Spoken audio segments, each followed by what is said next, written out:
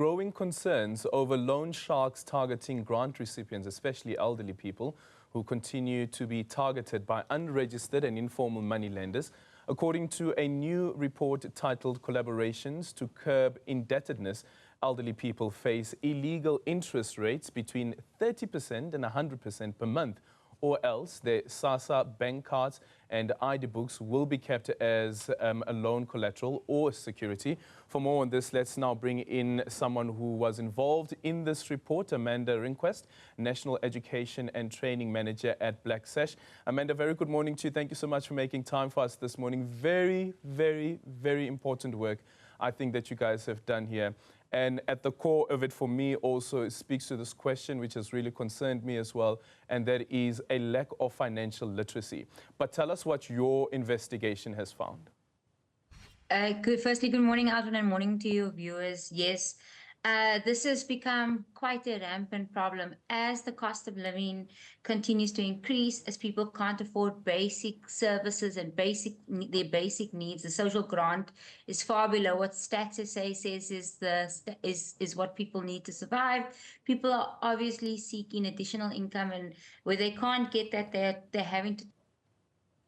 And because social grant recipients are excluded from the financial system, they're excluded from taking out formal loans from banks, they're having to go to their neighbor, or sometimes they're having to go to someone far more scrupulous in the area.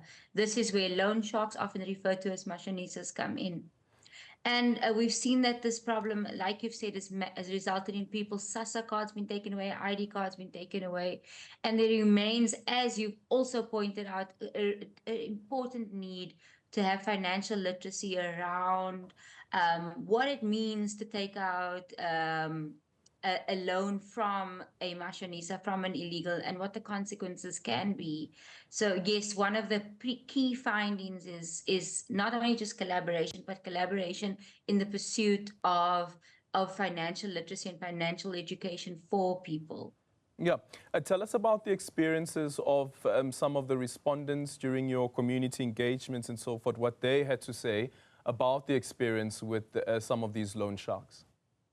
Yes, so over a period of 3 years, we engaged with over 200 community lay counselors and community-based paralegals from across the country. And some of them then went out into their communities and did case studies.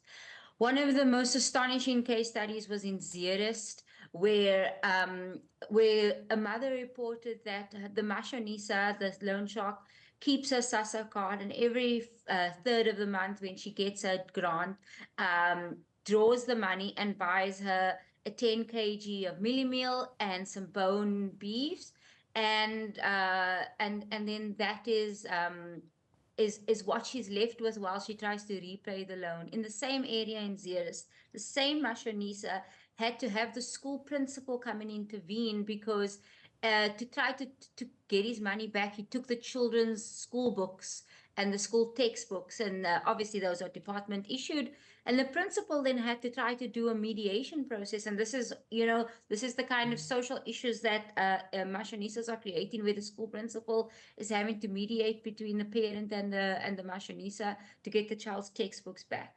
And so we can understand that this issue, we understand why people need loans. We understand that this isn't about budgeting. This is about the fact that social grants are not enough, but also because people are excluded. Also because the NCR, the National Credit Regulator, who's responsible for credit agreements, can't regulate the mashonisas because they're outside of the system. So one of the other recommendations we make is to try to get them into the system, encourage mashonisas to register so that they're accountable to the National Credit Regulator.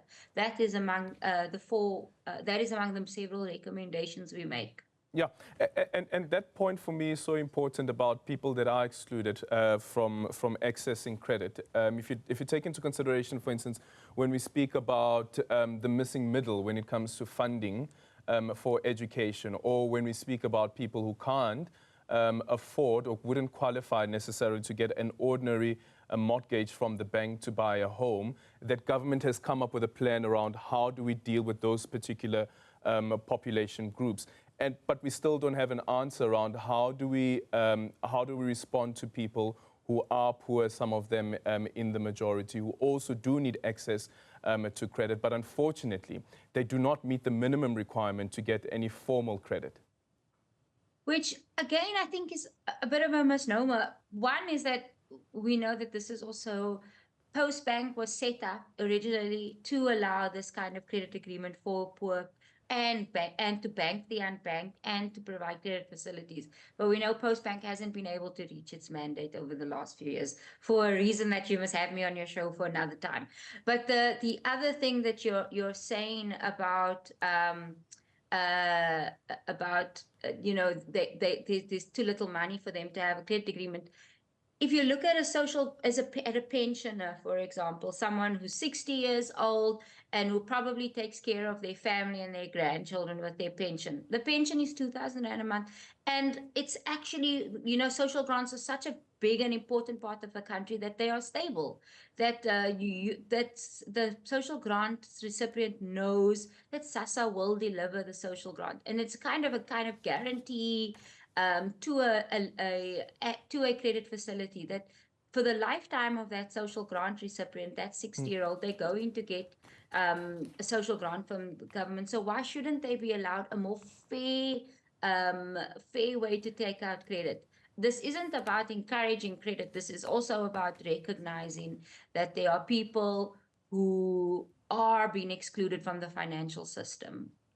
Geez, you make such a good point there, hey, because at the end of the day, it's almost that there is a guarantee that there will be money that will be deposited into that person's bank account. But I remember the constitutional court case around, was it CPS at the time? One of the issues that was raised was that you can't put a debit order on a grant recipient's account because that would be deemed unlawful.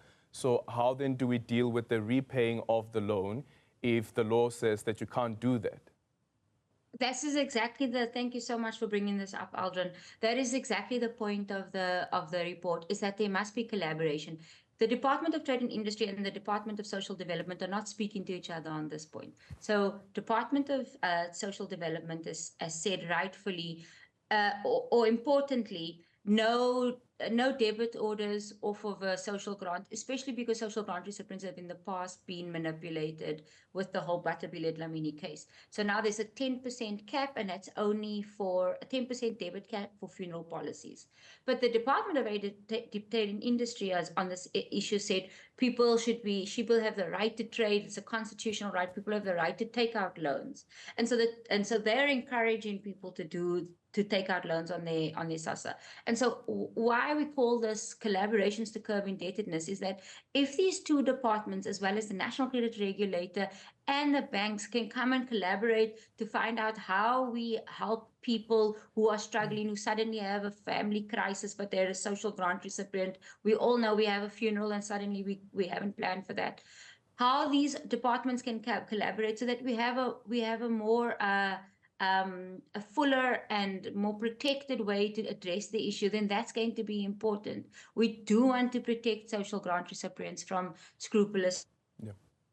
We don't want grants to go into just servicing loans, but we also need to recognize that loans and credit have become a part of our society. Yeah, it's part of our economic system, is essentially. The final point is the issue around loan sharks, and then I know that the focus of the report is mostly around grant recipients, but we find that ordinary individuals who are employed also find themselves sometimes going to loan sharks after being blacklisted.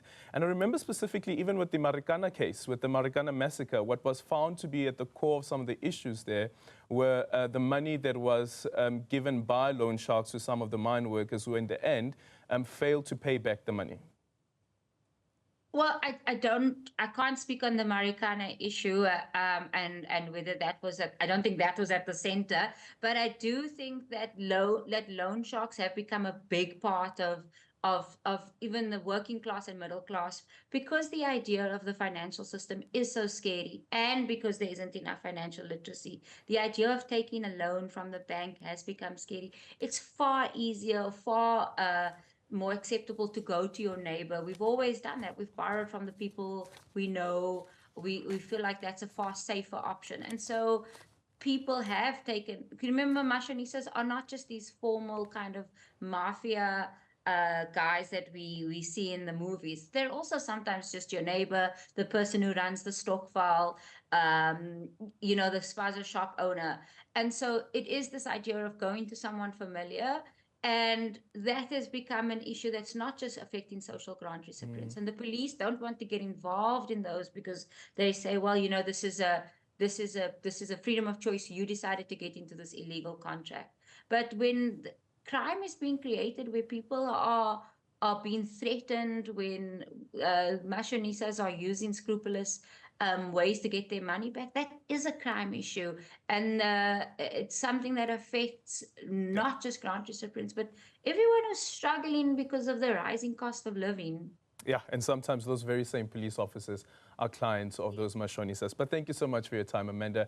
Rinquest there from Black Sash on this report that they've done, looking into the unscrupulous means in which some of these loan sharks are trying to get back their money from SASSA grant recipients.